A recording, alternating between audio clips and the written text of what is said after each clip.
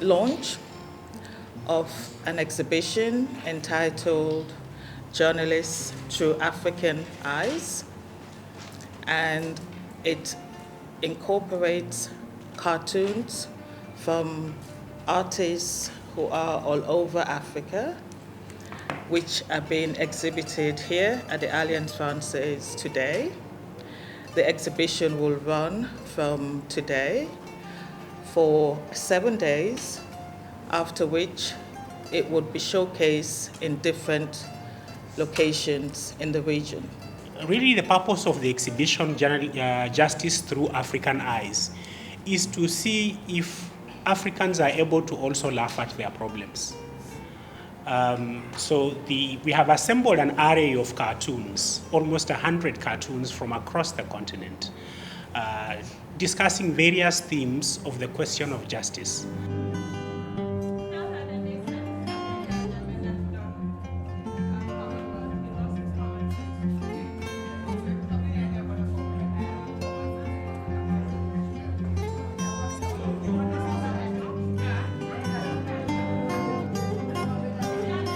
Is the question of Gambia.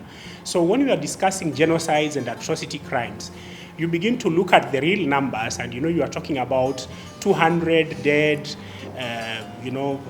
maybe 1,000 detained and tortured, and it looks like a small number.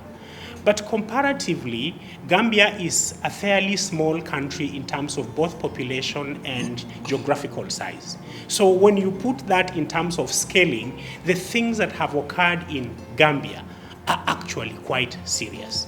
So it is possible to begin to look at the things that have happened, the justice questions that have occurred in Gambia, in the same context that you would serious crimes in other parts of the continent. And so when we began looking at discussions of justice in the Gambia, I don't know if Gambians don't laugh at themselves, but we realized when we made the first call for cartoonists, we were not able to receive any from Gambia. And so we began to ask our friends around, and I remember one of my friends and colleagues, when I asked them if they could link me to a Gambian cartoonist, he said, when you find that cartoonist, please send them to me. I thought that was remarkable, because one of the things that happened from the previous era in Gambia is that the system of repression was such that it silenced all critical voices. Even laughing became illegal.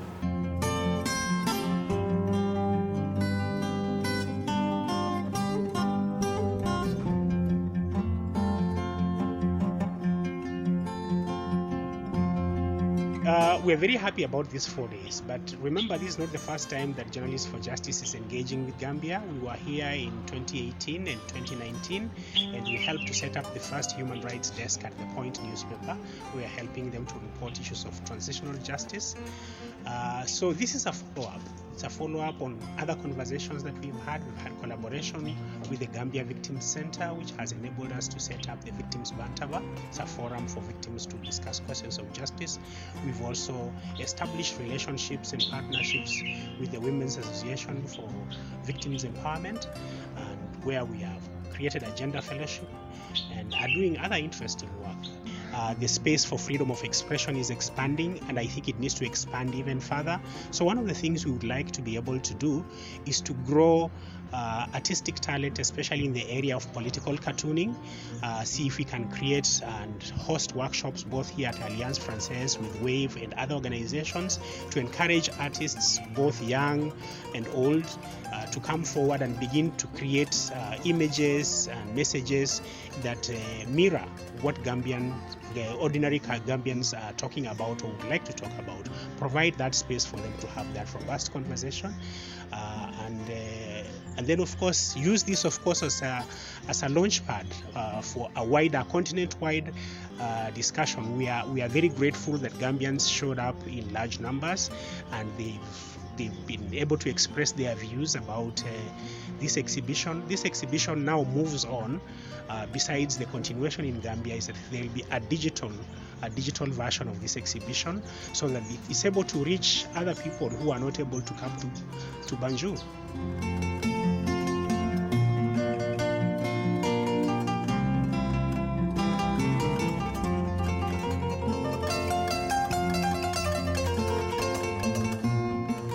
We believe there are enough people doing the ordinary journalism.